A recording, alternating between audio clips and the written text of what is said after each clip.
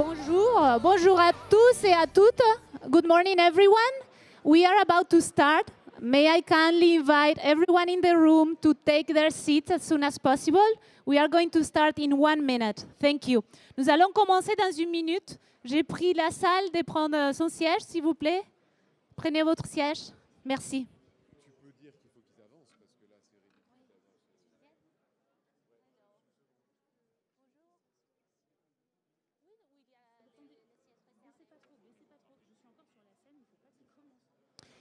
S'il vous plaît, prenez la place. Nous allons commencer dans quelques instants. Merci.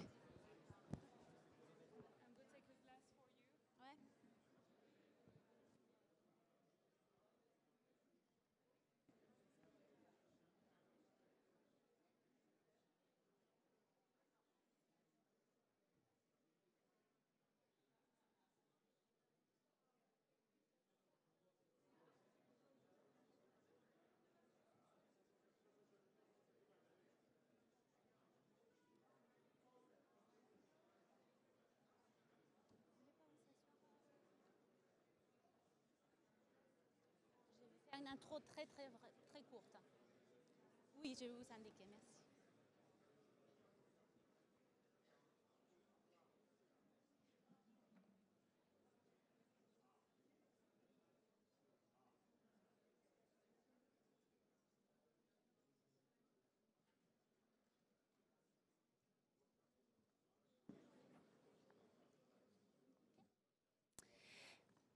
Hello everyone, good morning. Bonjour à tous et à toutes. Et joyeuses fêtes des femmes. Happy Women's Day. May I ask every woman in this room to please stand up. Please, all the women in the room stand up. Every woman in this room stand up. And everybody's going to give a round of applause to everyone. Woo! Happy Women's Day. Happy Women's Rights Day. I was corrected yesterday. Thank you, everyone. Thank you very much. My name is Mariana Castaño Cano. I am a journalist. I am a climate communication expert, and it is an absolute pleasure. It's an honor to have been invited by the Ministry of the Ecological Transition and the United Nations Environment Programme to moderate this event. The Global Engagement Plenary Session. This is where all the actors meet. We are going to hear from our host country, the Ministry of the Ecological Transition. The Ministry Delegate for Housing is with us today. We are going to hear from 4 members or country members representatives, and we are going to hear from the value chain. We have stakeholders across the value chain. They are going to react to the Declaration de Chaillot, the Declaration of Chaillot, and we are going also to touch upon the priorities of the breakthrough agenda that are going to be launched a bit later today. We are going to hear, of course, about the commitments. What are all these non-party stakeholders engaging to do as soon as possible? Because, as you can see on my dress, the clock is ticking. These are the climate stripes, as I hope most of you know, that show how fast the global average temperature is rising. So we must avoid that the dark red gets even darker. Okay, and now, as I said before, it's Women's Day. And we wanted, with the organizer, to dedicate this session to every woman working in the climate and buildings world. And it is an absolute pleasure today to invite to share the scene with me the representative, the president of Le Cercle des Femmes dans l'Immobilier. It's an absolute pleasure to invite to the scene Béatrice Lièvre-Perry, who is going to give us an avant-propos, the foreword, which is going to mark the opening of today's session. Béatrice, s'il vous plaît.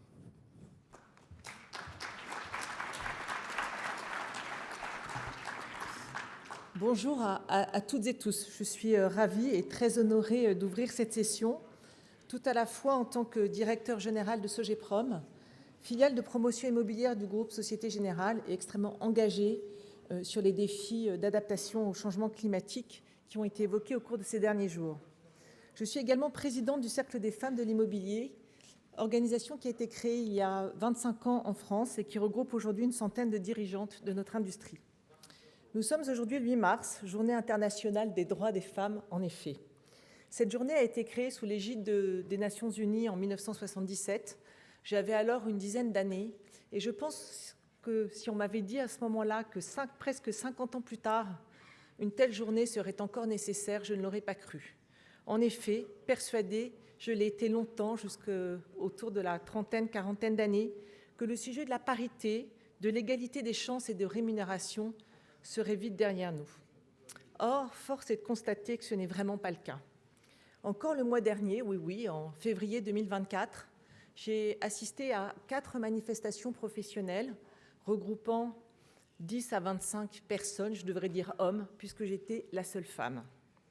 Au-delà de cette anecdote, très personnelle mais réelle, il n'y a encore que 17% de femmes parmi les inscrits au MIPIM, et je crois qu'on est proche de ce chiffre dans les invités à ce forum.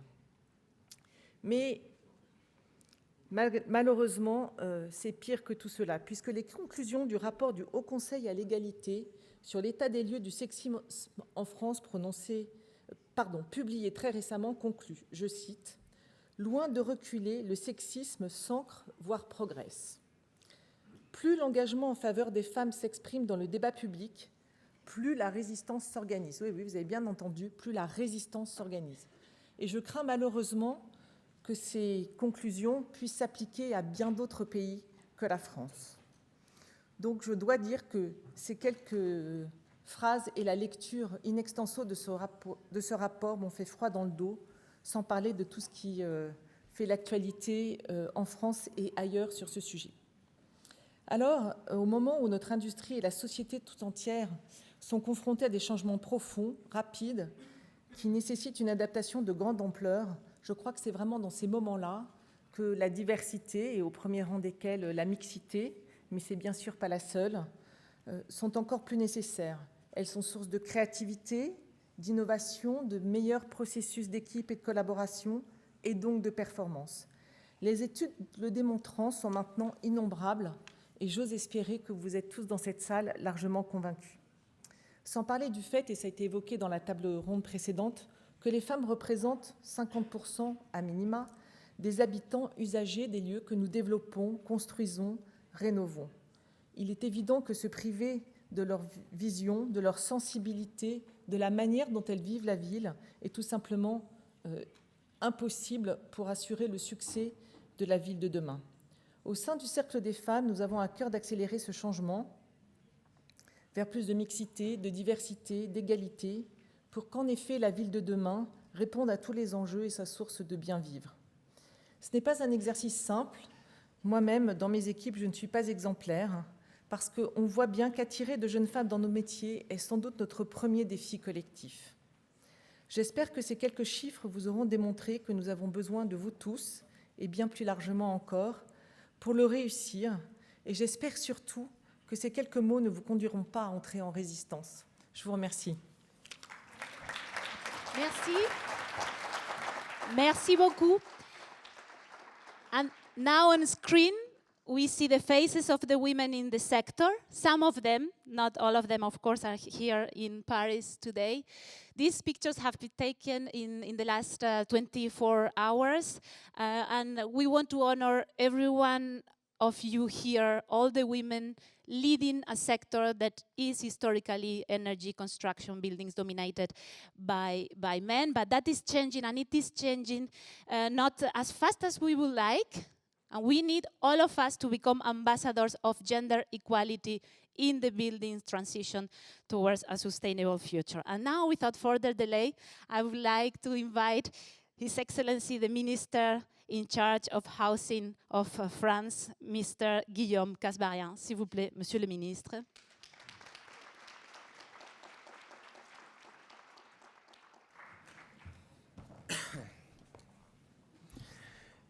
Mesdames et Messieurs les ministres, Excellences, Mesdames et Messieurs les chefs de délégation, Mesdames et Messieurs les parlementaires et les hauts représentants des organisations internationales, Mesdames et Messieurs les représentants des organisations partenaires, de la société civile et des entreprises, Mesdames, Messieurs, chers amis, En préambule de mon intervention et en cette journée internationale des droits des femmes, je voudrais saluer le discours de Mme Béatrice Lièvre-Thierry, présidente du Cercle des femmes de l'immobilier.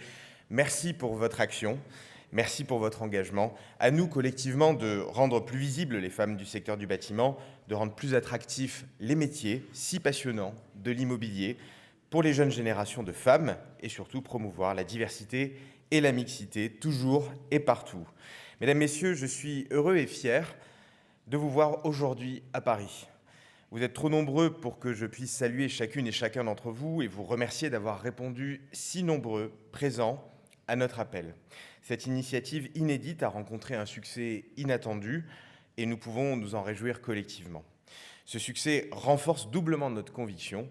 D'une part, il confirme l'importance pour les acteurs du bâtiment de pouvoir se réunir et réfléchir ensemble à l'avenir du secteur. Un secteur qui est au cœur des transitions de nos économies face au réchauffement climatique, qu'il s'agisse des aléas climatiques, de l'efficacité énergétique, de l'impact sur la biodiversité.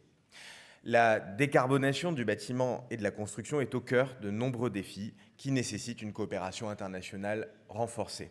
C'est pourquoi je peux d'ores et déjà vous annoncer que ce premier forum mondial bâtiment et climat ne sera pas le dernier et qu'il sera suivi de bien d'autres éditions dans les années à venir. Nous nous réunirons également chaque année au niveau ministériel pour accompagner et soutenir de manière coordonnée la chaîne de valeur dans ces transformations. Cela fait partie des engagements que nous venons de prendre. Cette déclaration de Chaillot est une avancée décisive pour la mise en œuvre opérationnelle de l'accord de Paris. D'abord par son existence même, car c'est la première fois que les représentants de gouvernements s'accordent sur une déclaration commune pour engager toute la chaîne de valeur du bâtiment. Ensuite, par son contenu, et ce à 3 égards. Premièrement, elle permet pour la première fois de concrétiser sur le plan sectoriel des engagements multilatéraux qui ont été pris sur le climat, l'environnement et la biodiversité. Elle rappelle l'urgence de répondre collectivement aux enjeux du réchauffement climatique et la nécessité d'impliquer l'ensemble de la chaîne de valeur de la construction vers la décarbonation. Elle exprime nos préoccupations communes concernant la trajectoire actuelle et appelle à agir vite. Deuxièmement, elle trace une ligne claire en définissant des objectifs et des moyens. Elle définit un horizon et un langage commun. Elle identifie une série d'objectifs très opérationnels pour mettre en œuvre la transition nécessaire en prenant compte des circonstances spécifiques de chaque pays. Elle identifie également un ensemble de leviers, un tableau de bord pour ainsi dire, qui peuvent être actionnés, notamment par les acteurs publics, pour accélérer cette transition et embarquer tous les acteurs. Troisièmement, elle se donne des échéances et un cadre opérationnel de suivi. La déclaration de Chaillot change la donne en matière de coopération internationale.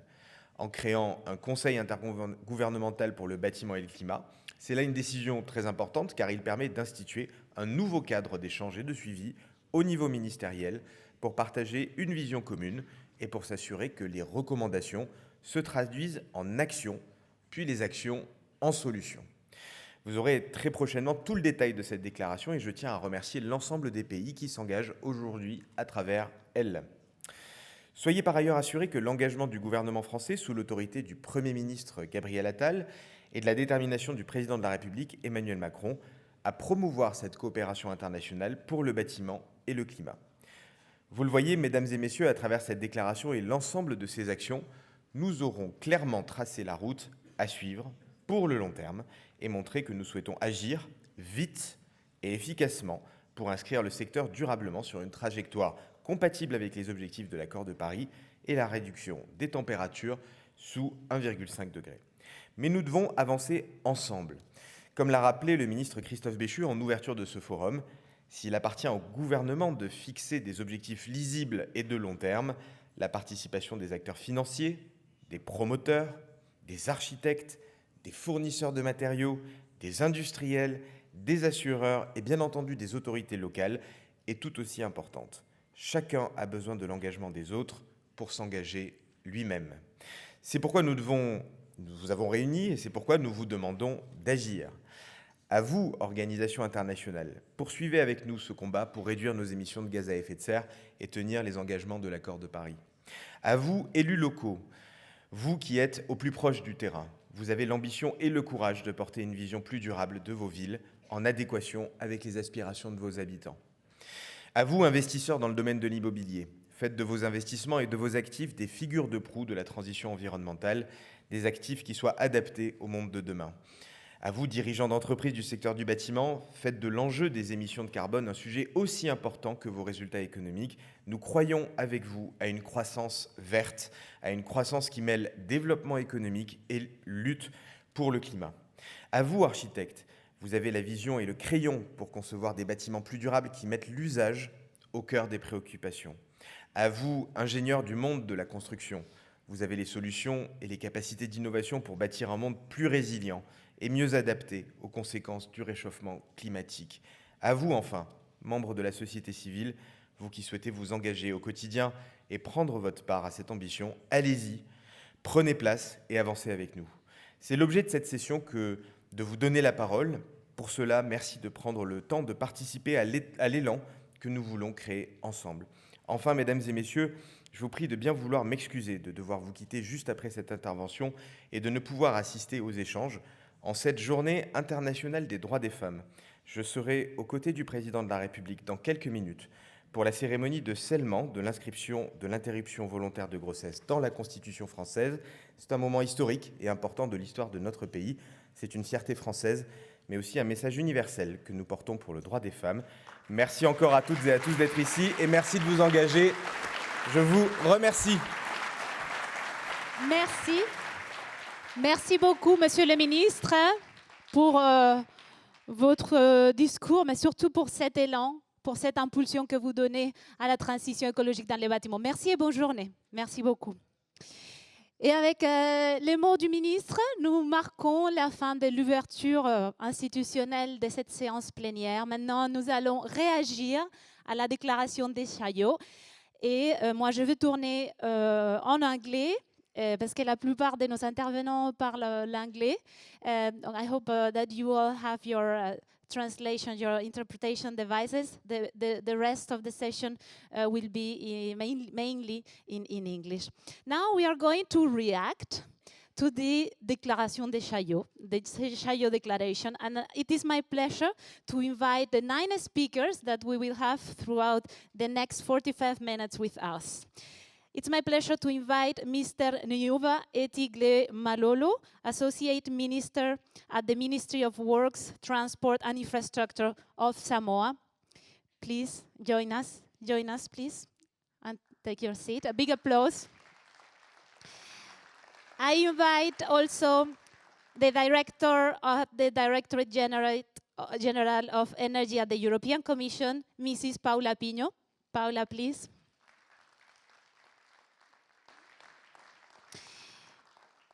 Mrs. Alice Wahome, Cabinet Secretary at the Ministry of Lands, Public Works, Housing and Urban Development of the Republic of Kenya.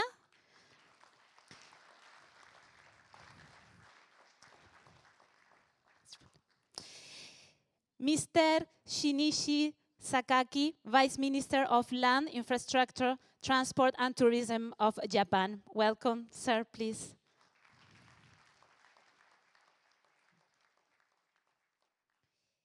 And now we have the representative of the stakeholders, the value chain. It's my pleasure to invite Joda Silva from ARUP. She is a Global Sustainable Development Director at the World Business Council for Sustainable, at ARUP, excuse me, but she's in representation of the World Business Council for Sustainable Development. Benoît Bassin, Directeur Général de Saint-Gobain. An applause. Thank you. Regina Gontier, President of the International Union of Architects. Robert Spencer, Vice Chair of Sustainable Development Committee at FIDIC, the International Federation of Consulting Engineers. And last but not least, Mr. Nicolo Picciottino, from the AFD, the Agence Française de Développement, but also and today representing as the Secretary General of the International Development Finance Club. Please. So we are kind of squeezed here because we have 9 amazing speakers representing countries representing the EU and representing the value chain. So let's start by reacting to the Declaration de Chaillot. So I would like now to ask Mr. Nuba, how do you react to the Declaration de Chaillot from the Samoans' perspective? Testing. God bless, congrats to all the beautiful women in this forum. Greetings, dear distinguished participants. The Declaration de Chaillot is a beacon of hope to us Samoa Island developing states, especially us in the oceanic region, whom are subject every day to climate-related hazard, despite our negligent contributions to greenhouse gas emissions. The commitment by participation, government, and stakeholders gathered today signifies the willing collaborations and a joint call of actions to alleviate greenhouse gas emissions from the building sector and assurance of resilience buildings, infrastructures, improve financial flow, and frameworks. Samoa acknowledged the Declaration de Chaillot as the assurance that our fight as a small island nation to combat climate change impact is heard. We acknowledge the pledge to accelerate efforts to reduce carbon emissions within our sectors with a focus on our built and urban environment.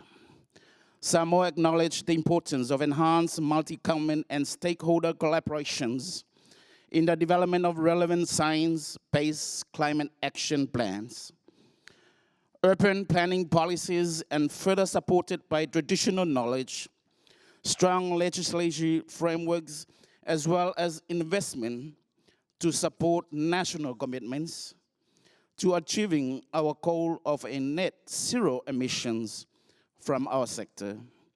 With that said, I extend my gratitude to the Government of France and the United Nations Environment Programme and relating partners for organizing and facilitating this well-organized, yet very important forum. Additionally, I acknowledge government participating today and committing to the Declaration de Chaillot.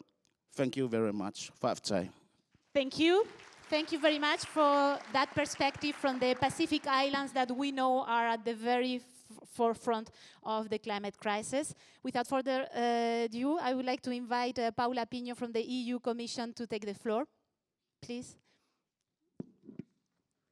Thank you very much. Well, we know buildings represent 1/3 of our global emissions, so it's a no-brainer. We need to tackle buildings. Within the European Union, we have put forward very ambitious targets, policies in order to be able to deliver this with financing, addressing the various obstacles that we have on the way.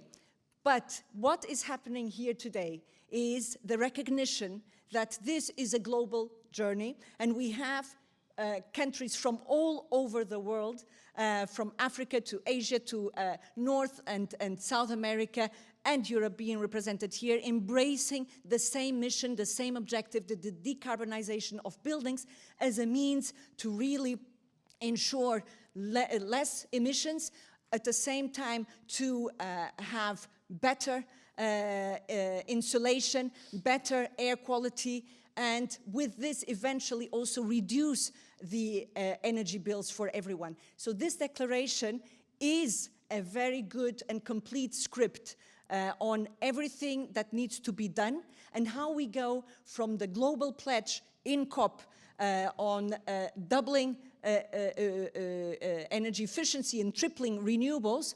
And this is the next step, is how we can contribute to that pledge by addressing buildings decarbonization.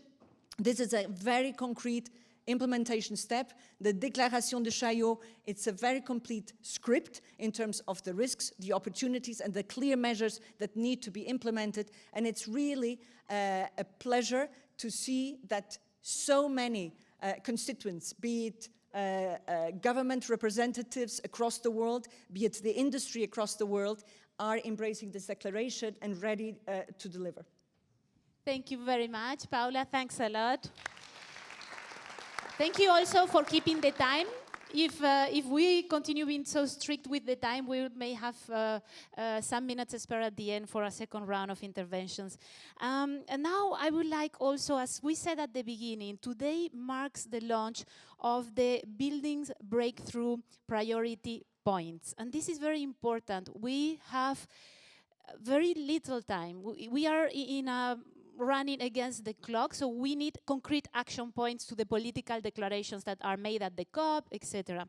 And I would like now to invite Kenya and Japan to react and explain to the Buildings Breakthrough Priority Points and explain why, from the perspective of Kenya and Japan, why it is important to have set these priority points. So I give the floor to Mrs. Alice Wahome. Thank you, Mariana. From the outset, let me confirm our commitment to the CIO declaration. We are here to confirm our commitment as a country. Last November, we saw a pivotal moment at COP28 when the government of France and the Kingdom of Morocco, together with UNEP, launched the Buildings Breakthrough. These saw countries join the forces to accelerate the transformation of buildings sector with a view to making near zero emissions and climate resilience buildings the new normal by 2030. At this point, over 27 countries have so far pledged their commitment to the Buildings Breakthrough. Kenya is one of these 27 countries. As I stand here or sit here today, I make a call on countries today who are here and yet not signed the Buildings Breakthrough to consider joining. Take action now.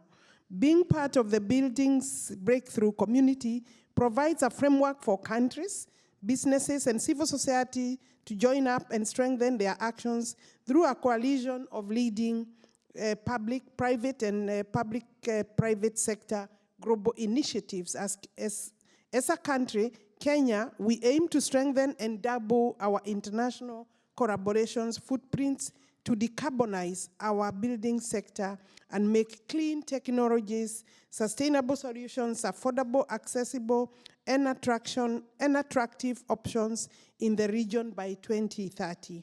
Under the Pan-African spirit of the African Leaders' Nairobi Declaration on Climate Change and Call to Action that emanated from last year's African Climate Week held in Nairobi in September, I further invite my African countries or the Global South to join hands and support the Kingdom of Morocco, support today's declaration here in France.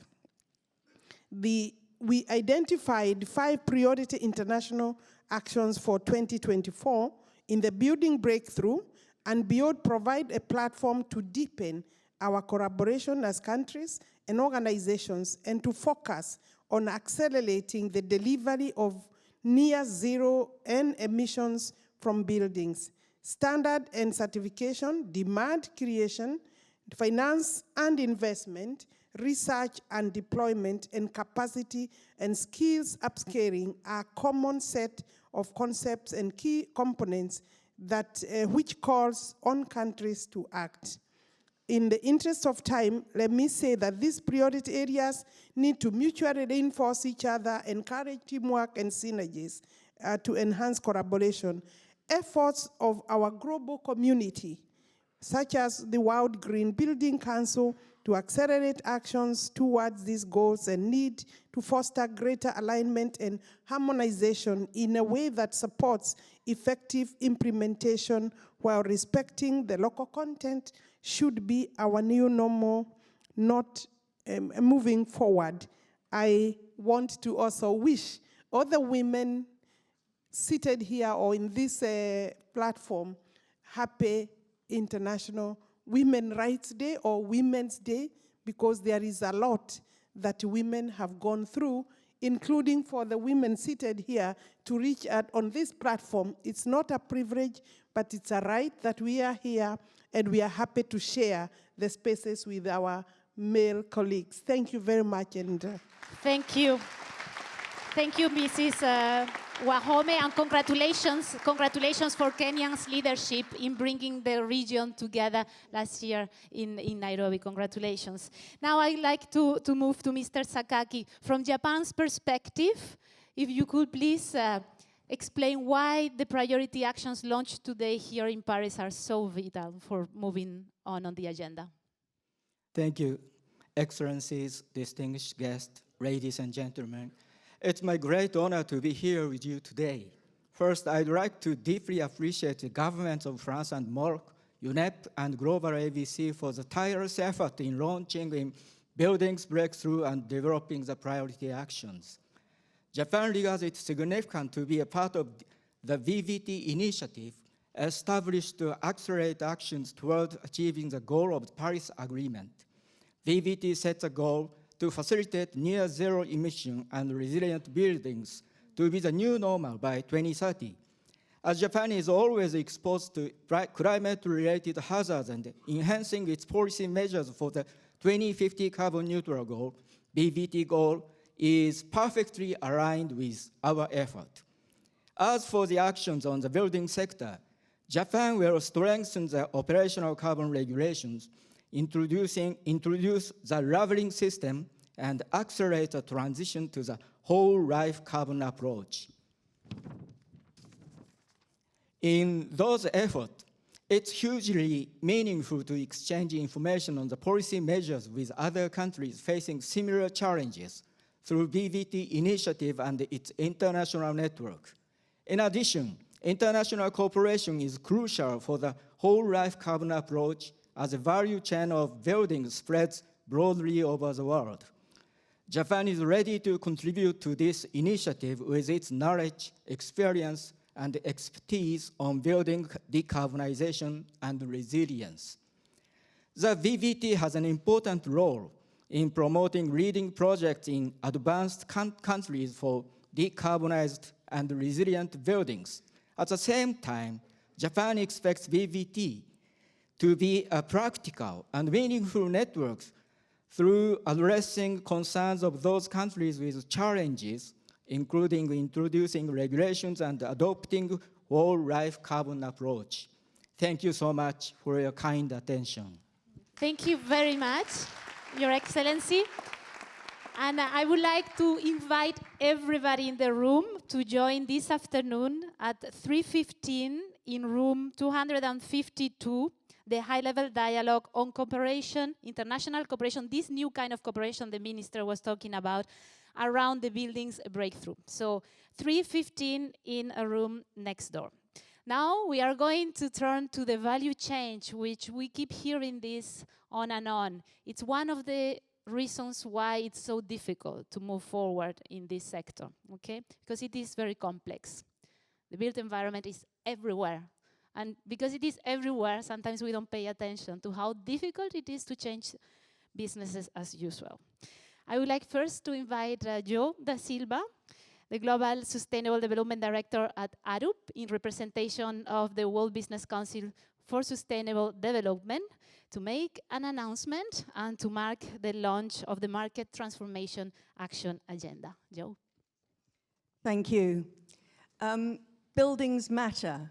They provide the stage set on which people's lives play out, and they underpin the economy. But as we all know, they also contribute to almost 40% of global emissions. As governments and businesses and investors, we all have a responsibility to act. And based on what I've seen over the last 2 days, there's an awful lot of action happening, but it's not enough, and we're not on track. We've got a clear goal, which is to halve emissions by 2030 and reach net zero by 2050.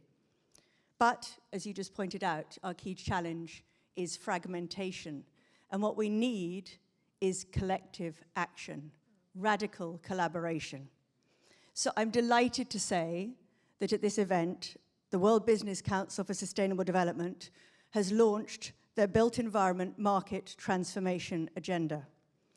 This is being co-created over the course of the last year through a series of workshops in London, Dubai, New York, involving more than 300 professionals and over 100 organizations from countries around the world. It builds on the original global ABC market transformation levers, and it identifies 11 critical systems interventions that are needed for decarbonisation at scale in this sector. My company, Arup, have been active participants in developing this agenda. We're a global firm of planners, engineers, and technical specialists, and we design thousands of buildings every year in over 100 countries. We're committed to decarbonisation of the buildings we design and to helping our clients through the advice we give them on managing their assets. But we also realise that what we can do is limited unless we join hands with other people. And influence and advocacy and collaboration matter. We welcome the action agenda because it's been developed collaboratively and because it provides clarity and unity about what needs to change, what we all need to do, what we need to get behind. Already over 80 companies and organizations have endorsed it and have put up their hands ready to contribute. I hope many more will join in. Our focus as a firm to date has been on the actions that relate to whole life carbon accounting, collaborating across the building sector to collect and share carbon emissions data, and aligning standards and net zero targets. We've already published several reports with the World Business Council for Sustainable Development and are collaborating with the World Green Business Councils. Yesterday, we published a report that shared insights from data we've collected from 800 assets to further these actions. But other actions in the agenda, including carbon pricing, sharing risk, advancing market communications, and financing stranded assets, require others to act and take the lead.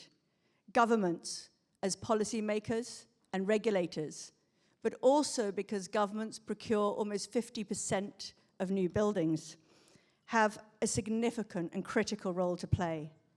Likewise, investors who actually influence decisions all the way down the value train. The market transformation agenda is an opportunity for us all to join forces. I'd like to thank the World Business Council for Sustainable Development, the Global ABC, and the French government for their leadership, and hope this forum and the agenda will catalyze the radical collaboration we need. Thank you. Thank you very much, Joe, for the announcement and for the commitment. Thanks a lot. And now it's my pleasure to invite Benoît Bassin, who's the CEO of Saint-Gobain, to tell us about also something that doesn't happen every day, which is a roundtable of CEOs of the industry. So what was the discussion about and what are you committing to? Thank you. So as CEOs of the built environment sector, we all agree on the many benefits that the building sector offers around the world, be it on new build or also on retrofit. There is a strong commitment and alignment from all of us, from our industry, to solve the major challenges that our planet is facing. We are aware of our responsibility and of the very significant positive contribution we can make at the crossroads of climate change, energy transition, and also social expectations. Beyond its share of CO2 emissions, the built environment is a fundamental part of the energy system. Many solutions exist today to reduce dramatically the energy consumption of buildings. In a context of massive electrification needs within other sectors, such as industry, mobility sectors, we cannot afford anymore to waste energy in buildings. Moreover, a sustainable built environment is providing essential social benefits and well-being for the people of all countries. Finally, the construction sector provides local, attractive, modern jobs that serve a purpose. On CO2 emissions, our industry is working hard with innovation, with data, to become more virtuous in the processes and in the solutions that we bring to the market. And I'm here to report the outcome of yesterday's CEO roundtable, and I can tell you how impressed I've been on how collectively we are now collaborating across the value chain. We have come together a very long way in just a few years versus where we were in silos just 5 or 6 years ago. Companies across the value chain are now ready to scale up around the world. Today, and this is good news, technical solutions already exist to significantly reduce emissions. No need to wait. The challenge is to use them at scale. Unfortunately, it's not yet the case. So as a result, and as the global status released yesterday is showing, our progress on CO2 is not yet at the expected level. We must accelerate and go much further if we want to dramatically reduce the CO2 emissions. So how to make the change happen? Our message to the governments is that you can and you must be bold. Industry players are ready to support you. We are glad of the Chaillot declaration just released. We need a robust legal framework, simple but ambitious, not prescriptive but based on measured building performance, in particular whole life carbon approach like Joe just mentioned. We need long-term investment vision with visibility, with stability over multiple years for such a global consistent framework to happen that is after that best implemented locally. We also need the governments to help driving the financial sector, whose role is critical for the built environment transition. And obviously, we hope that governments can lead by example, being for public procurement criteria and also how public buildings are addressed. As a conclusion, our construction industry is ready with investment, with innovation, and with solution. And it's working together across the value chain. So we can and we will collectively deliver the massive change that we need in the built environment. Thank you. Thank you very much. Thank you very much for your commitment and your clarity in the calls for the government. I would like now to give the floor to the representatives of the brains behind the new kind of infrastructures or the greening of the existing infrastructures that we need. We have with us the president of the International Union of Architects, Madame Regina Gontier, who is going to read for us a declaration from the architects of the world. Please, Regina. Thank you very much. In the name of the International Union of Architects, the Architects Council of Europe et le Conseil national de l'Ordre des Architectes, I will read you our joint declaration on sustainable architecture to turn the world of today into the world of tomorrow.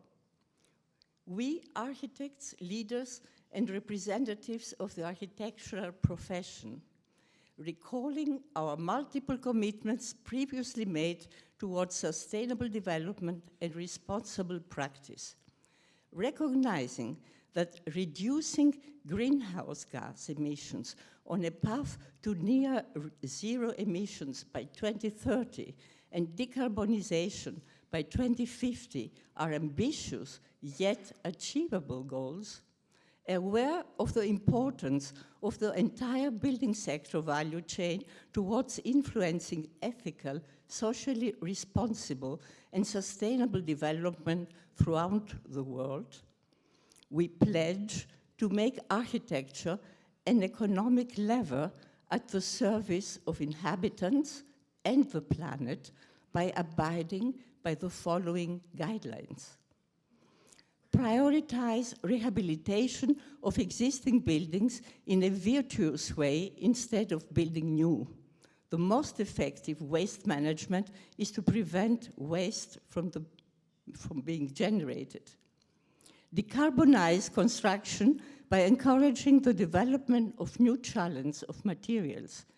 Transition away from carbon and energy intensive towards carbon neutral and renewable materials. Implement short supply chain architecture by promoting the use of local production channels for building eco materials based on local resources. Prioritize responsible land use by influencing urban planning to prevent urban sprawl, promoting innovative solutions, encouraging the renovation and use of existing urban stock, and implementing multidisciplinary expertise. Protect and promote biodiversity by influencing urban planning to develop and maintain agricultural land and natural areas, as well as green areas in urban spaces. Highlight the urgent need for high-quality Baukultur, which puts culture in center stage in order to achieve sustainable and vibrant communities with a better quality of life and well-being for all. Advocate appropriate funding and public aid to cover any additional costs induced by the introduction of new sustainable architecture construction techniques. Support academic research in eco-design and innovative sustainable solutions. This is our renewed commitment for a more sustainable architecture to turn the world of today into the world of tomorrow. And allow me a private note. Proposed measures can only be effective in a context of peace. Sustainability, resilience is not compatible with wars and all damages they cause. Thank you. Thank you. Thank you very much. Yeah, thank you very much. We cannot have sustainability on a dead planet in all the senses of this term. Thank you very much, Regina. And now we have Robert Spencer, who is here on behalf of FIDIC, the International Federation of Consulting Engineers. And you have also 3 announcements to make today. Please. Thank you, Maria. Good morning, distinguished ladies and gentlemen, excellencies. FIDIC, as you said, Maria, is the International Federation of Consulting Engineers.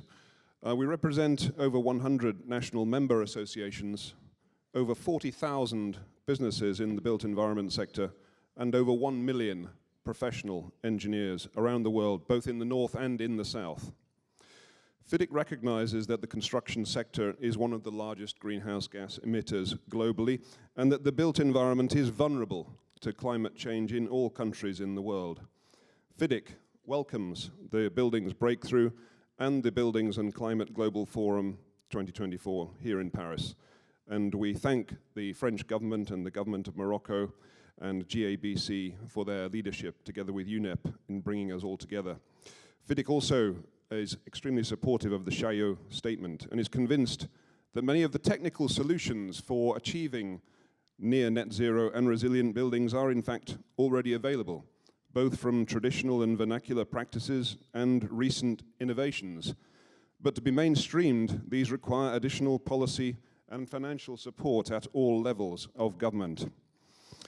In addition to the 2021 FIDIC Climate Charter, which I'm sure you're all familiar with, a set of supporting actions is currently being rolled out at FIDIC, which is completely aligned with and amplifies the 2030 Building Breakthrough. The first of these is as follows. We're proposing a net zero procurement specification for the globally recognized FIDIC suite of engineering contracts, which serve consultancy services through to design, build, and construction works contracts, and as many of you know, are widely utilized by many stakeholders in the international finance, multilateral development assistance, and other key funders of infrastructure and buildings. Linked to procurement is the investment gap in sustainable buildings and infrastructure. Earlier last year, FIDIC engaged EY to review the requirements against current status and found a $64 trillion funding gap out to 2050 if we are to meet net zero. So I think there's clearly been a good amount of discussion over the last 24 hours on the finance gap and what metrics and performance specifications we need to reach that funding gap and fill it. I think there's been very good progress on that. FIDIC's also sharing whole life cycle decarbonization principles and resources within the engineering community. We provided practical guidance for the decarbonization of the infrastructure sector. with the stakeholders along the asset cycle.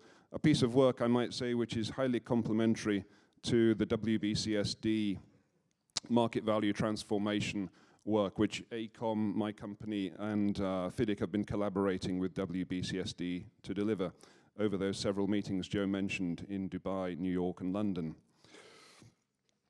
The final piece is promoting nature-based solutions in asset design, and something I would have liked to have seen a little bit more about during the last 24 hours, designing to accelerate nature-positive outcomes within the infrastructure development.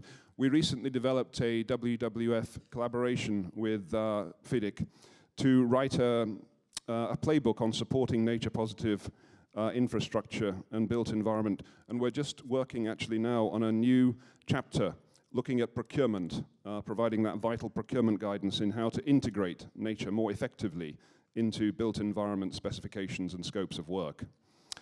So in this context, the regulatory push in the construction code as well as publicly available climate data sets are very welcome. Some of the key achievements from the last 24 hours in mitigating and adapting the built environment. FIDIC proposes to take parties to its Global Leadership Forum in Geneva in April 2024, and we're very open to a regulatory and voluntary climate initiatives dialogue. Maria, thank you very much. Thank you very much, Robert. Thanks a lot. Thank you for your point number one, this net zero plug-in, which is kind of a brilliant idea, because with something as complex as the built environment, it's difficult to transform it all at once. So activating this plug-in and being smart and specific about the things that we can quite easily have right, okay? It's a very good move. Thank you for that. As I said before, last but not least, Nicola Picciottino, who is the Secretary General of the International Development Finance Club. We must put our money where our mouth is, which we are actually not doing at all. We know climate finance for mitigation, for adaptation is by far not there. We had the numbers yesterday. We are really at a crossroad where we are risking even a progress that we have achieved since the pandemic. So how can we put, with the driving force of the development banks, put our money where our mouth is? And what did you achieve during the forum and the pre-forum here in Paris? Nicola. Thank you very much. Firstly, allow me to join on this special day for the International Women's Rights. Thank you, dear Minister. It's important to continue. We need to keep on fighting for those rights. But to answer your question, IDFC is a club gathering 26 public development banks, and just one figure, because you're right, the numbers are not enough. But last year, we provided 288 billion of climate finance, which is not enough, but still a number. And I'm honored to address this esteemed gathering to highlight the significant strides we made during the workshop held at the AFD, French Agency for Development Premises, this week with IFC, uniting multilateral, bilateral, and national development banks, including noteworthy members from the IDFC network. The purpose of our workshop was to deliberate upon the challenges associated with scaling up financing for a resilient and low-carbon built environment. I am delighted to report that our deliberations have culminated in the formulation of a set of key principles as the proposed establishment of a coalition among development banks dedicated to these topics. Allow me to share the identified challenges which will lay the ground of this new bank coalition. The first one is innovative scaling up strategies to align with the International Energy Agency targets. Second one is the strategy policy framework and planning, and we want to engage collectively in policy frameworks and planning, harmonizing construction, building initiatives with national determined contributions. Third one is a comprehensive value chain approaches, which really emerge as a cornerstone in our discussion. The first one is the integration of agenda by aligning resilience, decarbonation, and social agenda in line with the just energy transition approach. The fifth one is advocacy, capacity building, and technical assistance. We support advocacy, capacity building, and awareness, and we do recognize the pivotal role of technical assistance and human capital. The Partnership for Energy Efficiency in Building, the PIB, which you all know, is a topical illustration of how AFD deploys such approach. And last but not least, by fostering collaborative partnerships. This is the essence of IDFC, but we want to enlarge it by promoting partnerships and collaborative methodologies. The strong mobilization of IDFC members serves as a compelling illustration of the potential of a collaborative approach. And to conclude, I look forward to the upcoming Finance in Common Summit that will be held in China this year, which stands as a great opportunity for our coalition on sustainable buildings to materialize and embark on a transformative trajectory. Thank you very much. Thank you very much, Nicolas. And thank you, everyone. Thank you very much for reporting back. Thank you for being so strict with the time. I think we are, and this is a first for me, finishing on time. So I would like to thank you all, to thank everybody in the room, to let you know that the discussions continue in the next hours.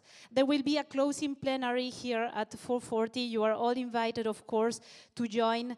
And it's the minister yesterday, Monsieur Béchou, said that this is important. Having a declaration, setting a roadmap and a vision, it is very important. But what matters best is what you, each of you, I think 800 people in this room, are doing tomorrow with the information that you gather here, with these commitments, with the action points that you put so nicely on your declarations. So that is what matters. Now we are going to take a family photo with the speakers, and then we turn to the audience for a whole family photo. But first, I want to applaud everyone today here, especially the women in the room. A big applause and thank you for your attention.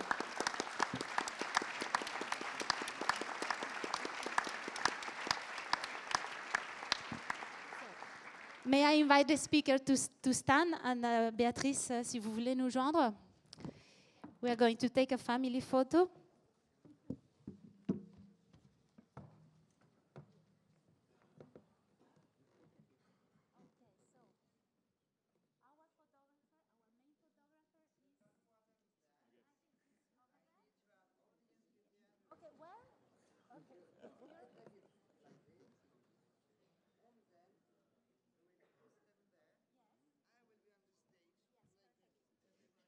Okay, so fantastic. Thank you very much. Now, may I kindly invite you to take your seats on the first row.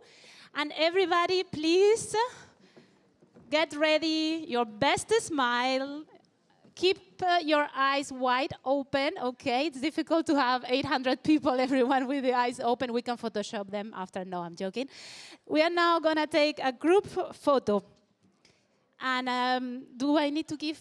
Est-ce que je dois faire des instructions, donner des instructions où vous voulez le faire, ou est-ce que tout le monde y est? Okay, okay. So, please look at the camera. All of you, look at the camera. Okay, yes, those smiles. Give those smiles to the cameraman. The photographer, please smile, look at him. Look at the camera.